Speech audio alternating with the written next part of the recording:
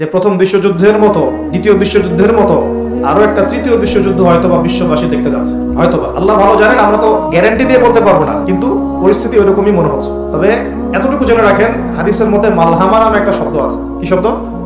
নবীজি বলেছেন ইউফ্রেটিস নদী, মানে ফোরাত নদী। ইউফ্রেটিস কোন নদী?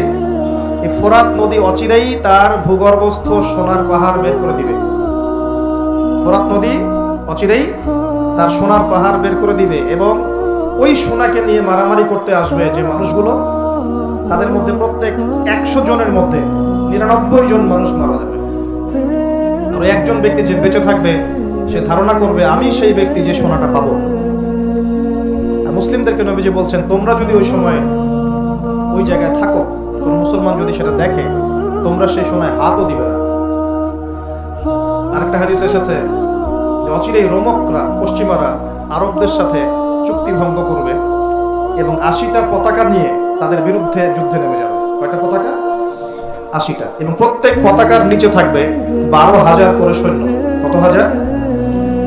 একটা যুদ্ধে এত বেশি 99% মানুষ মারা যাওয়াটা স্বাভাবিক না, এটা অস্বাভাবিক। ঢাল তলোয়ার AK-47 এর যুদ্ধে এমনটা হবে না বা হয় না।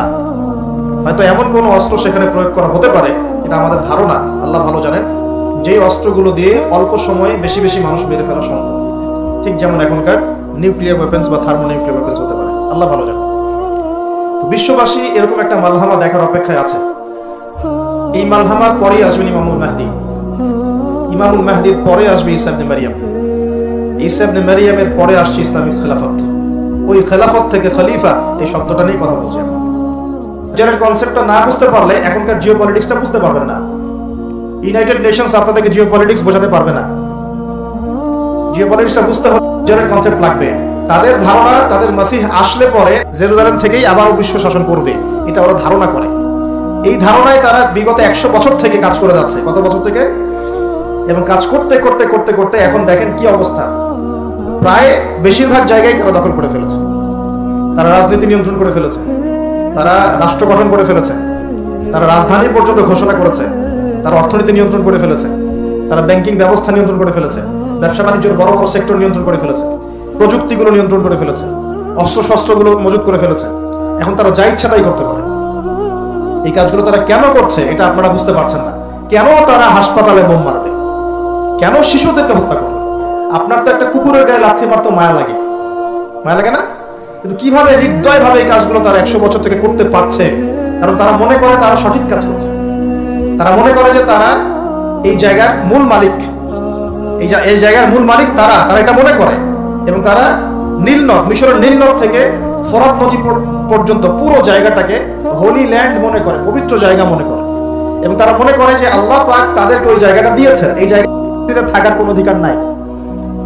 এই কারণেই তারা মুসলমানদের উপর বিগত এই 70-80 বছর থেকে, বলা যায় প্রায় 100 বছর থেকে, কারণ 1914 সালে তারা ঢুকেছে, এখন 2023 সাল চলছে, এই পুরো সময়টা জুড়ে তারা যে নির্বিচার বাড়িঘর দখল করা, জমি দখল করা, ধর্ষণ, শিশু হত্যা, ভাইদেরকে কারাগারে নিক্ষেপ করা, নির্বিচার হত্যাযজ্ঞ, এগুলো কেন চালাচ্ছে? কারণ তারা মনে করে ওই জায়গাটা তাদের, এবং তারা মনে করে যে তাদের মাসিহ আসা মাত্রই তারা ওইখান থেকে বিশ্বটাকে শাসন করবে। এটা হবে সর্বশেষ জালেমদের শাসন, সর্বশেষ। এবং কত দিন শাসন করবে সেটাও নবীজি বলে গিয়েছেন সাল্লাল্লাহু আলাইহি ওয়াসাল্লাম। আল্লাহ নবী বলে গিয়েছেন সে শাসন করবে 40 দিন। কতদিন? যার প্রথম দিনটা হবে 1 বছরের সমান, অলৌকিক না বিষয়টা? দ্বিতীয় দিনটা হবে 1 মাসের সমান, তৃতীয় দিনটা হবে 1 সপ্তাহের সমান, বাকি দিনগুলো হবে আমাদের দিনের মতো। পৃথিবীর সামনে এটা অপেক্ষা করছে, পৃথিবীর সামনে এটা আশা অপেক্ষা করছে মাত্র। এই যে ওদের দৌরত্ব আপনি দেখছেন জায়নিস্টদের, এটা এমনি এমনি না। এই যে পশ্চিমা মদত, আমেরিকার সাহায্য, ব্রিটেনের সাহায্য, পুরো পশ্চিমা বিশ্বের সাহায্য, এত শক্তি, এত দাপট তারা দেখাচ্ছে, যা ইচ্ছা তাই করে ফেলছে। ইচ্ছা হলে 200টা বাচ্চাকে মেরে ফেললাম, কেউ বলার কিছু নাই। আশপাশে আরব কান্ট্রিগুলো তাকায় তাকায় ফুটবল খেলা দেখছে, ঠিক আছে? সবাই সর্বোচ্চ এতটুকু বলতে পারে, আমরা নিন্দা জানাই, আমরা এর তীব্র প্রতিবাদ জানাই, দ্যাটস অল, এতটুকু। আরবের তেল সব নিয়ন্ত্রণ করে ফেলেছে। আরবের চতুর্পাশে তার প্রতিবেশী রাষ্ট্র স্থাপন করেছে এবং প্রত্যেকটা রাষ্ট্রে সে মুনাফিকদেরকে বসিয়ে দিয়েছে। এত কিছু কিভাবে করতে পারছে? কি মনে হয় আপনাদের কাছে? এমনি এমনি নয় তো। আমি এই জায়গা থেকে এখানে আসছি, ওইখান থেকেই দাউদ আলাইহিস সালাম বিশ্ব শাসন করেছিলেন। আল্লাহ পাক তাকে বলছেন খলিফা। কি করেছিলেন তিনি? আল্লাহ পাক তাকে বলছেন, ইয়া দাউদ, একটু মনোযোগের সাথে শুনেন, হে দাউদ, ইন্না জাআলনাকা খলিফাতান ফিল আরদ, আমি আল্লাহ তোমাকে এই জমিনে খলিফা করেছি। সুবহানাল্লাহ। এবং ওই জমিন বলতে কিন্তু এখন জেরুজালেম, আরদ মানে এখানে কিন্তু ওই বাইতুল মুকাদ্দাস, তিনি ওখান থেকেই বিশ্ব শাসন করেছিলেন। তোমার দায়িত্ব কি হে দাউদ, তোমার কাজটা কি? ফাহকুম বাইনান নাসি বিল হক, সূরা সাদ পড়ে দেন। তোমার কাজ হচ্ছে মানুষের মাঝে, অনুসারী জনগণের মাঝে তুমি ন্যায় বিচার প্রতিষ্ঠা করবে। কি করবা? তার মানে একজন, যে কেউ, একজন মেম্বার হোক, একজন চেয়ারম্যান হোক, একজন এমপি হোক, একজন মন্ত্রী হোক, একজন পিএম হোক, যাকে আল্লাহ পাক যেখানে দায়িত্ব দিবেন, খলিফা হিসেবে তার কাজ কি বলেন তো? ফাহকুম বাইনান নাসি বিল হক, সত্য ন্যায়ের মানদণ্ডে মানুষের মাঝখানে বিচার ফয়সালা করবে, বাস, এটা আপনার কাজ। নেতৃত্ব দিলে দোষের কিছু নাই, নেতৃত্ব পেলেও দোষের কিছু নাই, কিন্তু ফাংশনটা কি? একজন খলিফার কাজটা কি? আবু বকর সিদ্দিক কেমন খলিফা ছিলেন, ওমর কেমন ছিলেন, ওসমান কেমন ছিলেন, আলী কেমন ছিলেন রাদিয়াল্লাহু আনহুম আজমাইন? তারা এই আয়াতের উপর আমল করতেন, ফাহকুম বাইনান নাসি বিল হক, মানুষের মাঝখানে ন্যায় বিচার করো। ন্যায় বিচার কথা বলা হয়েছে, ন্যায় বিচার। এখন ন্যায় বিচার কতটুকু কি হচ্ছে না হচ্ছে এটা আপনারা আমার চেয়ে ভালো জানেন, আমি এসব নিয়ে কথা বলতে চাই না, কিন্তু আমাদের কাজ এতটুকুই, যাকে আল্লাহ পাক যেখানে দায়িত্ব দিবেন ন্যায় বিচার। আরো আল্লাহ বলছেন, আয়াতটা শেষ হয়নি, আরো সামনে একটু আছে, আল্লাহ পাক বলছেন ওয়ালা তাত্তাবিউল হাওয়া, ন্যায় বিচার করো এবং নিজের হাওয়া প্রবৃত্তির অনুসরণ করো না, নিজের মন গড়া বিধানের অনুসরণ করো না, নিজের প্রবৃত্তির দাসত্ব করো না। যদি করো তাহলে কি হবে? ইউদিল্লাকা আন সাবিলিল্লাহ, তাহলে আল্লাহ পাকের এই সরল পথ থেকে ওই প্রবৃত্তির অনুসরণ তোমাকে বিচ্যুত করে দেবে। কার কথা এগুলো? আল্লাহর কথা। ইন্নাল্লাযীনা ইউদিল্লুনা আন সাবিলিল্লাহ, পরের আয়াত, নিশ্চয়ই যারা আল্লাহ পাকের সরল পথ থেকে বিচ্যুত হয়ে গেছে, লাহুম আযাবুন শাদীদ, তাদের জন্য কঠিন শাস্তি আছে। আযাবুন শাদীদ মানে কঠিন শাস্তি আছে। বিমা নাসু ইয়াউমাল হিসাব, এই কারণে যে তারা হিসাবের দিনটা ভুলে গিয়েছে। এই দুইটা আয়াত আমি শোনাই দিলাম আপনাকে। আল্লাহ পাক যাকে যেখানে দায়িত্ব দিবেন সব সময় এই দুইটা আয়াত মাথায় রাখবেন। যে আল্লাহ পাক আপনাকে দাউদ আলাইহিস সালামের মতো কাজ দিয়েছেন, আল্লাহ পাক আপনাকে আদম আলাইহিস সালামের মতো কাজ দিয়েছেন। যাকেই দেখ, X Y Z whoever he is, এটা আমাদের দেখার বিষয় না। আমরা ধর্মতাত্ত্বিক দৃষ্টিকোণ থেকে শুধু মূলনীতিগুলো বলবো। তাহলে এখানে খলিফার কাজ কি বুঝতে পারলাম? মানুষের মাঝে ন্যায় বিচার প্রতিষ্ঠা করা, প্রবৃত্তির দাসত্ব না করা। যদি করি তাহলে কঠিন শাস্তি অপেক্ষা করছে। এখন আসেন, আল্লাহ নবী সাল্লাল্লাহু আলাইহি ওয়াসাল্লাম কি এই আয়াতের উপর আমল করে যান নাই? গিয়েছেন না যান নাই? তার জীবদ্দশায়, তার 23 বছরের এই নববী জীবনে কেউ কখনো জুলুমের শিকার হয়েছিল? বলেন তো, কেউ বলতে পারবে বুকে হাত দিয়ে যে একজন মানুষ জুলুমের শিকার হয়েছে? তার রেখে যাওয়া ইসলামের এই প্ল্যাটফর্মের উপরে আবু বকর সিদ্দিক শাসন চালিয়েছেন 2.5 বছরের মতো। আবু বকর সিদ্দিকের সময় কি কেউ জুলুমের শিকার হয়েছিল? তিনি কি এই আয়াতগুলোর উপর আমল করেছিলেন না করেন নাই? তাহলে তিনি একজন সফল খলিফা ছিলেন। আমরা খলিফা এবং খেলাফা দুটার ব্যাখ্যা বুঝতে পারলাম। যে খলিফা আল্লাহ পাকের বিধান মেনে বিচার ফয়সালা করে, ওই শাসন ব্যবস্থাটাকেই বলা হয় খিলাফা। এটা নতুন কোন মৌলবাদী শব্দ নয়, আমরা ভুল বুঝি, আমাদেরকে ভুল বোঝানো হয়।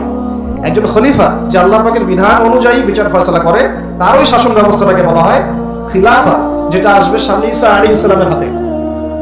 এখন আপনি সর্বোচ্চ পর্যায়ে যান বিশ্বের, ইউনাইটেড নেশনস, এখানে খিলাফা কায়েম আছে?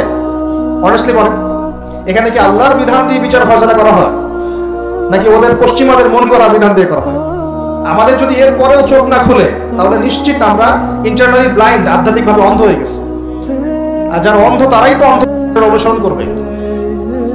আমি জানি আমাদের উপরের লেভেলে যারা আছেন তারা এগুলো সব ভালো করেই বোঝেন, কিন্তু পরিবেশ পরিস্থিতির কারণে অনেক সময় তারা সত্য কথা বা সাহস করে অনেক কিছু বলতে পারেন না, কারণ তারা অবশ্যই বোঝেন, তারা মুসলিম পরিবার থেকে এসেছেন। আমাকে বলেন, তাদের যে সিস্টেম, এই সিস্টেমের মধ্যে যে অর্থ ব্যবস্থাটা আছে, এটা সুদ ভিত্তিক না সুদ বিবর্জিত? তাহলে এটা কি আল্লাহ পাকের কোরআনের সাথে গাদ্দারি হয়নি? তাহলে ওর আন্ডারে থাকলে কি আমরা সত্যিকারের খেলাফা কায়েম করতে পারবো? সম্ভব না। ও যে মিডিয়াগুলো চালায়, এই মিডিয়াতে ও যা মানুষকে বোঝায় তাই।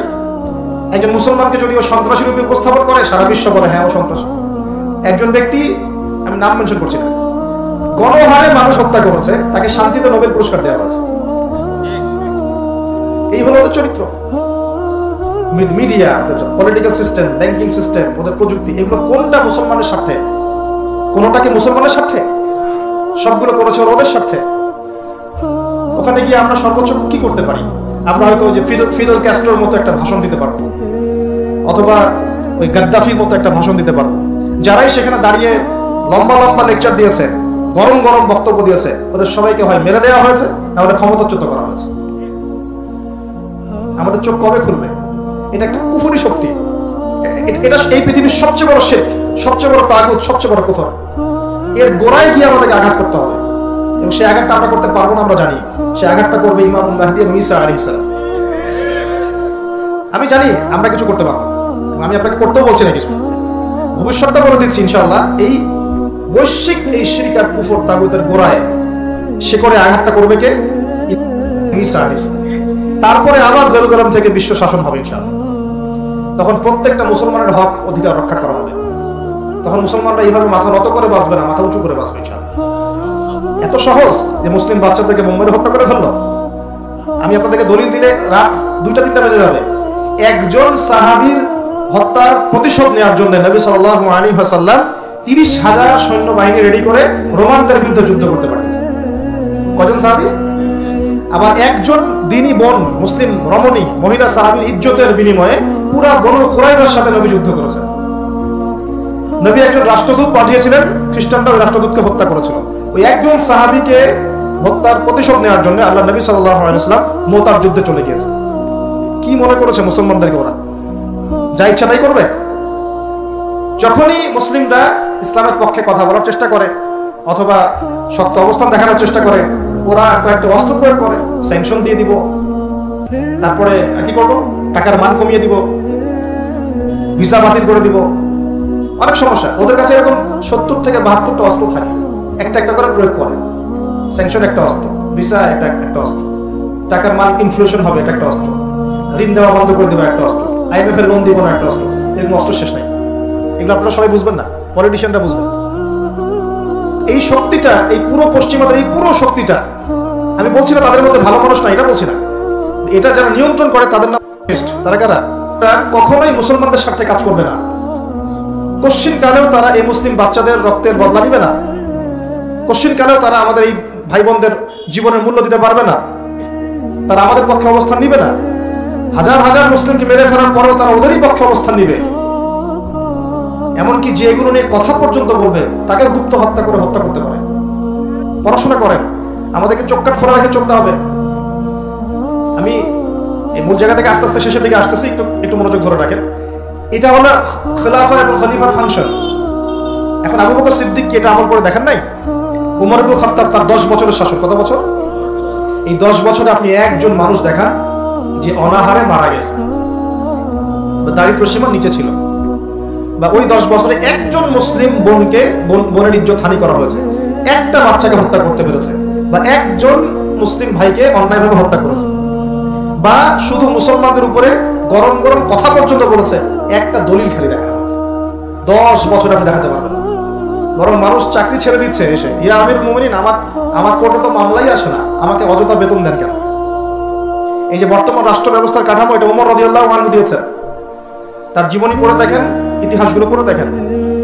এখন এই 10 বছর যদি এভাবে চালানো যায়, তাহলে আমরা কেন এখন দুর্বল হচ্ছে? আরো সামনে যান, ওই 10 বছরে ওমর রাদিয়াল্লাহু আনহু এই বাইতুল মুকাদ্দাস জয় করেছিলেন, মনে আছে? উটের পিঠে তিনি একবার চলেছেন, তারপর ভৃত্যকে উঠিয়েছেন। ওটা নিয়ে কাজী নজরুল ইসলাম কবিতা লিখেছিলেন। এগুলো তো এখন নাই। কবিতাটা, এটা তো আমিরুল মুমিনিন কবিতা ছিল না একটা আগে, ওটা তো এখন আপনারা পড়তে পারেন না। কেন পড়তে পারেন না এটা আপনারা বুঝবেন। কেন পড়া যাচ্ছে না? কি সমস্যা হচ্ছে? পড়লে কি হবে? কোথায় নিয়ে যাচ্ছি আমরা বাচ্চাদেরকে? এখন কোন দিকে নিয়ে যাচ্ছি বাচ্চাদেরকে আমরা? আসলে ইসলামী শিক্ষা ছাড়া আপনি যত শিক্ষায় শিক্ষিত করেন না কেন, পরকালে আপনি পস্তাবেন, আমরা পস্তাবো না। পরকালে আপনি পস্তাবেন যে আমি আমার সন্তানকে কেন এই শিক্ষা দিয়ে আসলাম না। হয়তো আজকে রব্বির হামহুমা কামা রাব্বায়ানি সগীরা বলতে পারতো, এখন তো সেটাও পারছে না। উসমান রাদিয়াল্লাহু আনহু খেলাফতের পর আরো 12 বছর, কত বছর? একটা ঘটনা দেখান আমাকে, মুসলিমদের অধঃপতনের বা মুসলমানদেরকে অপদস্থ করেছে একটা ঘটনা দেখান। এরপর আলী ইবনে আবি তালেবের আরো প্রায় 1.5-2 বছর, ওই সময় দেখেন। আমি বলেছিলাম 1200 বছর প্রায়। তারপর উমাইয়ারা শাসন করেছে প্রায় 97 বছর। কত বছর? নিজেদের মধ্যে অনেক সমস্যা হয়েছিল। যেমন এখন আমাদের সবাই মুসলিম ভাই, পলিটিক্যালি নিজেদের মধ্যে সমস্যা হয় না? এরকম সমস্যা হয়েছিল উমাইয়া খেলাফতে, উসমান রাদিয়াল্লাহু আনহুর সময়, আলী ইবনে আবি তালেবের সময়, কিন্তু কখনো বাইরের শত্রুদের কাছে আমরা পরাজিত হই না। মানে আমার ঘরে কি সমস্যা আছে আছে আমি সেটা ঘরে বুঝবো, ভাইয়ের সাথে ভাইয়ের সমস্যা হচ্ছে, ওকে ঠিক আছে, হাতাহাতি হয়েছে, মারামারি হয়েছে, অস্ত্র নিয়ে মুখোমুখি হয়েছি, এটা আমার ঘরের সমস্যা। কিন্তু বহির্বিশ্বে মুসলমানদের উপর চোখ লাগিয়ে কথা বলেছে এমন একটা জাতি খুঁজে পাওয়া যেত না। 97 বছর উমাইয়ারা করেছে, তারপরে আব্বাসীয়রা এসেছে, আব্বাসীয়রা এসে প্রায় 550 বছর চালিয়েছে। কত বছর? এর পর আসছে মামলুক, তারপরে ফাতেমিরা, ওইদিকে কর্ডোভাতে ছিল ইসলামিক খেলাফত, ওই আন্দালুসিয়ায়, এখনকার স্পেন, ইতালি, এগুলো সব আমাদের ছিল। তারপরে সালাহউদ্দিন আইয়ুবী রাহিমাহুল্লাহ আইয়ুবী শাসন এসেছে, তারপরে জেঙ্গিদের শাসন এসেছে, মোগলদেরটা জানেন আপনারা, আফগানদেরটা জানেন, এমনকি হিন্দুস্তান পর্যন্ত দেখেন নাই, এটা পুরো আমাদের আওতাভুক্ত ছিল এক সময়, ইংরেজরা আসার আগ পর্যন্ত। এভাবে বিশ্ব এগিয়ে গেছে ইসলামের হাত ধরে। কখনো কাউকে জোর করে ফোর্স করে মুসলমান করানো হয় নাই, কখনো কোনো অমুসলিমের অধিকার খর্ব করা হয়নি। এবং একজন অমুসলিম যদি আমাদের আন্ডারে থাকতো, তার অধিকার সবার আগে নিশ্চিত করা হয়েছে। যাকাত সবাই প্রদান করতো, সালাত আদায় করতো, সবাই কোরআন ওয়ালা ছিল, ওলামায়ে কেরামদেরকে সম্মান করা হতো, মসজিদ মাদ্রাসা গড়ে তোলা হয়েছিল, সুদ ছিল না, মানুষ হালাল খেত, এবং মুসলিমদের একটা ঐক্যবদ্ধ সামরিক শক্তি ছিল। আস্তে আস্তে আস্তে আস্তে বিগত বেশি দিন না, আমার স্টাডি হচ্ছে বিগত মাত্র 100 থেকে 150 বছর, লাস্ট 100 থেকে 150 বছরে আমাদের পুরো টেবিলটাই উল্টে গেছে মনে হয়। এক্স্যাক্টলি উসমানী খেলাফতের পতনের সময় থেকে 1914 সালে এটার পতন ঘটেছে, প্রথম বিশ্বযুদ্ধের সময়। এরপর থেকেই কেন জানি এই যে বিগত 100 বছরে পুরো বিশ্বের চিত্রটাই উল্টে গেল। যারা আমাদেরকে কর দিত একসময়, ট্যাক্স, ওরা এখন আমাদেরকে বলে ঋণ দিব কি দিব না। সুবহানাল্লাহ, আপনারা চিন্তা করেন একটু বিষয়টা। যারা আমাদেরকে ট্যাক্স দিয়ে আমাদের জমিতে থাকতো, ওরা আমাদেরকে বলে লোন লাগলে অ্যাপ্লাই করতে হবে, শর্ত সাপেক্ষে দিতে পারে, তারপর চড়া সুদে। ওরা বলে যে পলিটিক্যাল সিস্টেম আমাদের কেমন হবে, ও ইন্টারফেয়ার করতে চায়, ও এসে নাক গলাতে চায় যে তোমাদের রাষ্ট্র ব্যবস্থা কিভাবে চলবে। ওরা এসে এখন ঠিক করে দেয় যে আমাদের সংস্কৃতি কেমন হবে, আমাদের শিক্ষানীতি কেমন হবে, ইত্যাদি ইত্যাদি। আপনি বিশ্বাস করেন বাংলাদেশে যারা উপর থেকে নিচু লেভেলে যে সেক্টরে মানুষরা আছেন, এদের মধ্যে বহু ইমানদার মানুষ আছে, পলিটিশিয়ানদের মধ্যে, র্যাবে, বিজিবিতে, আর্মিতে, আনসারে, প্রত্যেকটা জায়গায় এমন বহু মানুষ আছে যাদেরকে যদি আপনি পাঠাতেন যে যাও ওই জালেমদের বিরুদ্ধে অস্ত্র ধরো, দেখতেন ওরা বুক পেতে শহীদ হয়ে যেত। বহু মানুষ আমাদের দেশে আছে, ইমান আমরা লালন করি বলেই তো কথাগুলো বের হচ্ছে। আমাদের জায়গা, আমাদের জমি, আমাদের ভাই, আমাদের বোন, আমাদের বাচ্চাকে মেরে শেষ করে ফেললো, আমরা সামান্য প্রতিবাদটুকু করতে পারছি না। প্রতিবাদ করার প্ল্যাটফর্মটা কোথায়? জাতিসংঘে যেতে হবে। জাতিসংঘে গিয়ে প্রতিবাদ করে লাভটা কি হবে?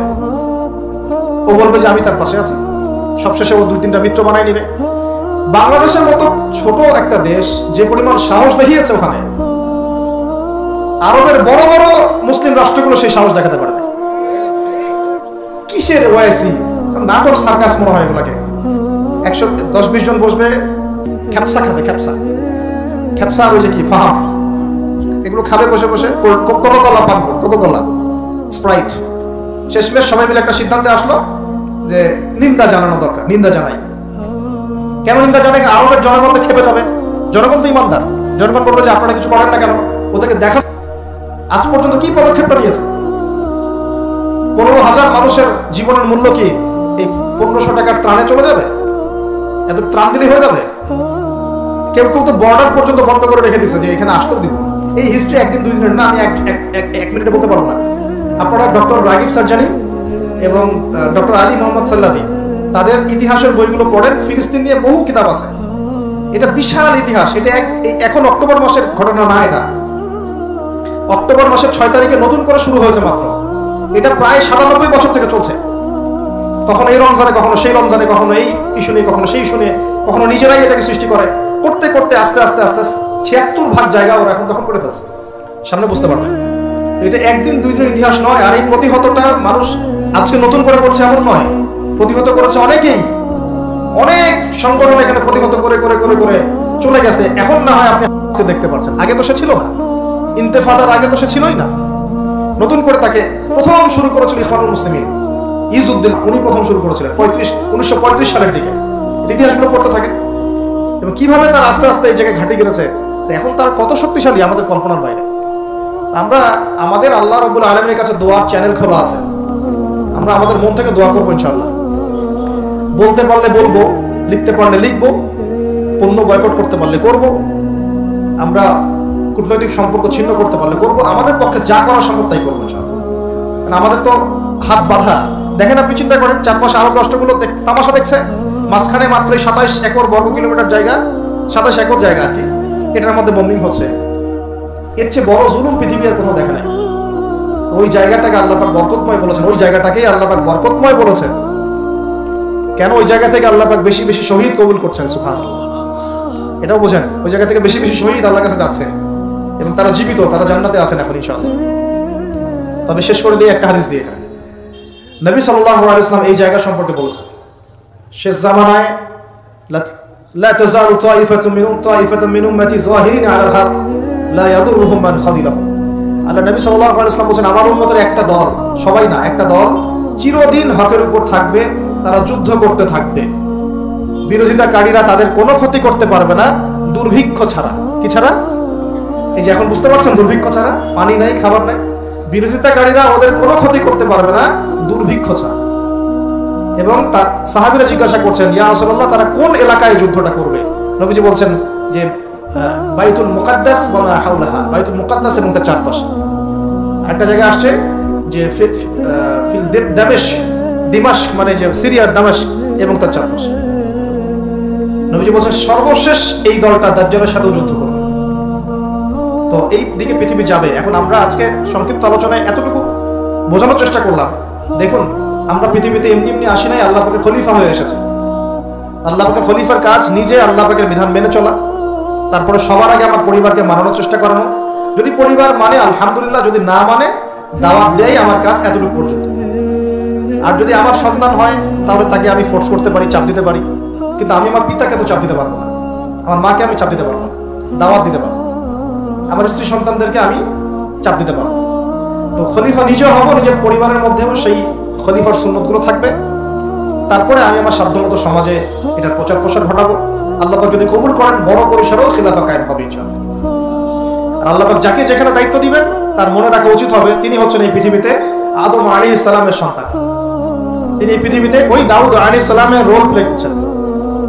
এরপরে তার সাধ্য অনুযায়ী সে ইসলাম কেন্দ্রিক সমাজ গঠনের চেষ্টা করবে। যদি না পারে বা প্রতিবন্ধকতা থাকে, ওজোর আপত্তি আল্লাহর কাছে পেশ করবে। আর যদি একেবারে অস্বীকার করে, কুফরি করে, তাহলে তার শাস্তি আল্লাহ পাক তাকে দিবেন। আর সর্বশেষ কথা হলো, এই খিলাফার বদৌলতেই 4 খলিফার যুগ থেকে, এই যে আমি আপনাকে 1914 সাল পর্যন্ত দেখালাম, এই মুসলিম বিশ্ব দাপটের সাথে মাথা উঁচু করে বেঁচেছিল। আর বিগত 100 বছরে যখন এগুলো আস্তে আস্তে উঠে গেছে, ড্যামলিশ হয়েছে, তখন আস্তে আস্তে পুরো টেবিলটাই উঠে গেছে। সত্যি কথা বলতে, পুরো ওয়ার্ল্ডের যত বড় বড় অস্ত্র শস্ত্র সেগুলো ওদের হাতে। ওটার দাপট আপনাকে ভয় দেখায়, সবচেয়ে বড় পাওয়ার। তারপরে প্রযুক্তিগুলো ওর হাতে, মিডিয়াগুলো ওর হাতে, ওদের হাতে, অর্থনৈতিক সিস্টেম, সুদভিত্তিক ব্যাংকিং সিস্টেম ওদের হাতে। যতগুলো নাম বলে না, federal reserve, IMF, world bank, সব ওদের। এখন এই অবস্থাতে বিশ্বটা চলছে, এটা কি চিরস্থায়ী হবে? উত্তর হচ্ছে না, এটা চিরস্থায়ী হবে না। আজকে হোক আর কালকে হোক আর 100 বছর পরেই হোক, এটা চিরস্থায়ী হচ্ছে না ইনশাআল্লাহ। কখন চিরস্থায়ী হবে না? যখন একটা প্রজন্ম গড়ে উঠবে, যেই প্রজন্ম তাদের মুসলিম বীর সেনাদের ইতিহাস জানে, শেকড় চিনে, যেই প্রজন্ম 5 ওয়াক্ত নামাজি, মাশাআল্লাহ, তাহাজ্জুদ গোজার, হালাল খায়, যারা আদর্শ পরিবার গড়ার চেষ্টা করে, যারা সৎ কাজে আদেশ করে, অসৎ কাজে নিষেধ করে, যারা ইউনাইটেড, ঐক্যবদ্ধ, বিভক্ত না, যারা আল্লাহর বিধানের সামনে মাথা পেতে দেয়, অন্য কোনো তাগুতি বিধান তারা মেনে চলে না, যারা ইসলামটাকে আবারও বিশ্ব বিজয়ী করার ফিকির করে, চিন্তা করে, ওইভাবে কাজ করে, ইনশাআল্লাহ ওইরকম প্রজন্ম যখন আসবে তখন বিজয় দেখতে পারবো ইনশাআল্লাহ। তবে আমার মনে হয় না যে এখন সেই প্রজন্ম আছে বা চলছে, আমার মনে হয় না।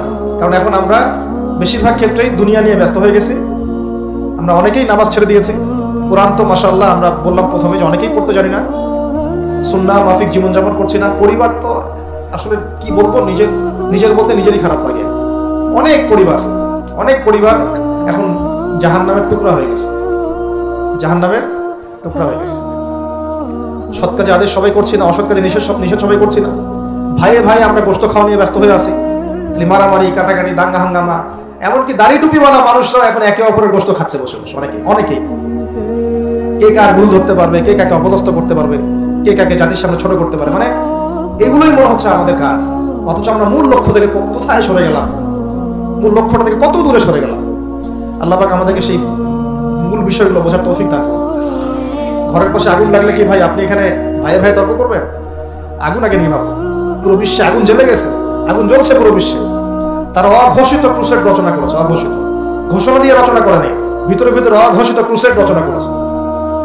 ওরা একটা জিনিসই চিনে যে লা ইলাহা ইল্লাল্লাহ কালিমা কে পড়ে ওকেই ধরতে হবে। ওদের চিন্তা এরকম।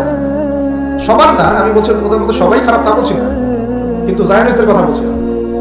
আপনাকে দেখবেন আপনি শিয়া না সুন্নি, আপনি আহলে হাদিস না হানাফি, আপনি শাফিঈ না হাম্বলি, আপনি বাংলাদেশি না পাকিস্তানি, এগুলো কিছু দেখতে আসবে না। ওরা শুধু চিনে একটা কালিমা লা ইলাহা ইল্লাল্লাহ মুহাম্মাদুর রাসূলুল্লাহ। যারাই পড়ছে এদেরকে ধরো, টার্গেট করো। তারা মুসলিম এবং ইসলামকে মিটিয়ে ফেলতে চায়। আল্লাহ পাক কোরআনে এটা বলেছেন, ইউরিদুনা লিইউতফিউ নূরাল্লাহি বিআফওয়াহিহিম। তারা আল্লাহ পাকের এই নূর মানে কোরআন হাদিস ইসলাম এটাকে মুখের ফুৎকারে নিভিয়ে ফেলতে চায়। আল্লাহ বলেন ওয়াল্লাহু ইউতিম্মু নূরাহ, কিন্তু আল্লাহ পাক তার নূরকে প্রজ্বলিত করবেন। ওয়ালাউ কারিহাল কাফিরুন, যদিও এই কাফিররা এটা পছন্দ করে না। মানে এটা প্রজ্বলিত করার দায়িত্ব আল্লাহ পাকই নিয়েছেন। কখন হবে? দুই তিনটা আয়াত বলে শেষ করে দেই খালি। আল্লাহ পাক বলেছেন ইন তানসুরুল্লাহা ইয়ানসুরুকুম, তোমরা যদি আল্লাহকে সাহায্য করো, মানে তোমরা যদি আল্লাহর দ্বীনকে সাহায্য করো, তাহলেই আল্লাহ তোমাদেরকে সাহায্য করবে। এমনি এমনি সাহায্য নামবে না। এই যুগটা আবরাহার যুগ না, যে আবরাহা হস্তি বাহিনী নিয়ে হেঁটে যাবে আর আসমান থেকে পাখি আসবে ঝাঁকে ঝাঁকে, আবাবিল তৈরন আবাবিল নেমে আসবে। এটা সেই যুগ না। এখানে আপনাকে আপনার রিজিকের ফয়সালা যেমন নিজেকে করতে হয়, কাজ করতে হয় না, আকাশ থেকে মান্না সালওয়া পড়ে, রিজিক আল্লাহ দেন, কাজ আমাকে করতে হয়। ঠিক একইভাবে দিন প্রতিষ্ঠার ক্ষেত্রে ওইভাবেই কাজ না করলে আল্লাহ রাব্বুল আলামিন আসমান থেকে বিজয় দিবেন না। ইন তানসুরুল্লাহ ইয়ানসুরকুম, তোমরা যদি আল্লাহকে সাহায্য করো তবেই আল্লাহ তোমাদেরকে সাহায্য করবেন। ওয়া ইউসাব্বিত আকদামাকুম, তোমাদের পা আল্লাহ পাক সুদৃঢ় করে দিবেন ইনশাআল্লাহ। সুবহানাল্লাহ। আরো বলেছেন আল্লাহ পাক ইন্নাল্লাহা লা ইউগাইয়িরু মা বিকওমিন, আল্লাহ পাক কোন কওমের অবস্থা ততক্ষণ পরিবর্তন করেন না। শুনে নেন, আল্লাহ পাক কোন কওমের অবস্থা ততক্ষণ পরিবর্তন করে না হাত্তা ইউগাইয়িরু মা বিআনফুসিহিম, যতক্ষণ না তারা নিজেরা নিজেদের অবস্থা পরিবর্তনের চেষ্টা করছে। আল্লাহ পাকের কথার উপর কোনো কথা নাই, এর উপর কোনো ওয়াজি নাই, আমাদের কথা তো কিচ্ছু না। আল্লাহ পাকের কথার উপর কোনো কথাই নাই। ইন তানসুরুল্লাহ ইয়ানসুরকুম, তোমরা আল্লাহকে সাহায্য করো, আল্লাহর দ্বীনকে সাহায্য করো, আল্লাহ তোমাদেরকে সাহায্য করবে। ওয়া ইউসাব্বিত আকদামাকুম, পা শক্ত করে দিবেন ইনশাআল্লাহ, কেউ টলাতে পারবে না। আর ইন্নাল্লাহা লা ইউগাইয়িরু মা বিকওমিন, মনে রাখো আল্লাহ পাক কোন কওমের অবস্থা, কোন জাতির অবস্থা ততক্ষণ পরিবর্তন করেন না যতক্ষণ না হাত্তা ইউগাইয়িরু মা বিআনফুসিহিম, যতক্ষণ না তারা নিজেরা নিজেদের অবস্থা পরিবর্তনের চেষ্টা করছে। আর সর্বশেষ কথা আল্লাহ পাক বলেন ওয়া ইন তাতাওয়াল্লাউ, যদি তোমরা মুখ ফিরায় চলে যাও, তোমরা যদি মুখ ফিরিয়ে উল্টা দিকে চলা শুরু করো যেমনটা আমরা করছি আর কি এখন, তাহলে আল্লাহ কি করবেন? আল্লাহ বলেন ইয়াস্তাবদিল কওমান গায়রাকুম, আল্লাহ তোমাদের সবাইকে সরিয়ে দিবেন। বলেন নাউযুবিল্লাহ। ইয়াস্তাবদিল কওমান গায়রাকুম, আল্লাহ পাক তোমাদের সবাইকে সরিয়ে দিয়ে নতুন কওম নিয়ে আসবেন। সুম্মা লা ইয়াকুনু আমসালাকুম, তারা তোমাদের মতো হবে না, তারা তোমাদের মতো অপদার্থ হবে না। কিভাবে সরাতে পারেন? এক মহামারীতে সরাতে পারেন, পারেন না? এক ভূমিকম্পে সরাতে পারেন। 5-6 মাত্র ভূমিকম্প হলেই শেষ, ঢাকা শেষ, একদম 60% মানুষ দেখবেন ডেড। নাউযুবিল্লাহ। তাহলে কিসের বড়াই, কিসের? আল্লাহ পাকের কোরআনের আয়াতগুলো থেকে আমরা শিক্ষা নিব না ওয়া ইন তাতাওয়াল্লা ইয়াস্তাবদিল কওমান গায়রাকুম সুম্মা লা ইয়াকুনু আমসালাকুম। সর্বশেষ আল্লাহ পাক বলেন ইয়া আইয়ুহাল্লাযীনা আমানু, হে মুমিনগণ, ইসবিরু, তোমরা সবর করো। ইসবিরু ওয়া সাবিরু ওয়া রাবিতু, তোমরা সবর করো, সবরের প্রতিযোগিতা করো এবং তাকওয়া অবলম্বন করো এবং তোমাদের আখের গোছাও, তোমরা প্রস্তুতি নাও, তোমরা এসব বিজয়ের প্রস্তুতি নাও, লাআল্লাকুম তুফলিহুন, যাতে করে তোমরা সফল হতে পারো। আল্লাহ পাক আমাদের সবাই